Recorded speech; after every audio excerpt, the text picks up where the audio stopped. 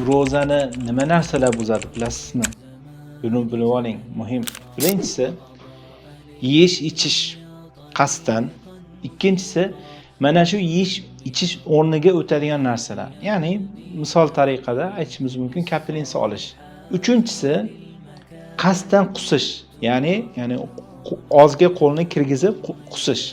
Bu ham buzadi. 3. To'rtinchisi qo'l bilan manini chiqarish. Beshinchisi ayollarni uzrli holati boshlanib qolish, ya'ni ro'zador holati uzrli bo'lib qolsa, ro'zasi buziladi. Va tug'ilganda, ya'ni hayz va nifos qoni kelish ayollar uchun. Oltinchisi hijoma qilish. Ya'ni bu o'zi bizning mazhabda, ya'ni Hanafiy mazhabda buzmaydi, lekin boshqa mazhablar buzadi. Ana shuning uchun shu xilofdan chiqish uchun ro'zador holatda hijoma qilmagani yaxshi. Yettinchisi, endi bu eng yomoni, eng ashaddiy, ya'ni buni kafforati ham juda ham og'ir. Xotin kunduzda qo'shilish ro'zador holatda.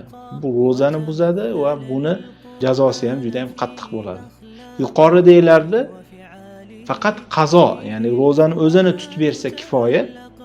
Lekin bu holatda ham ro'zani tutadi, ham yo 60 ta miskinni ovqatlantirish kerak bo'ladi, yo bitta qul ozod qilish kerak bo'ladi, yo 2 oy ro'za tutish kerak.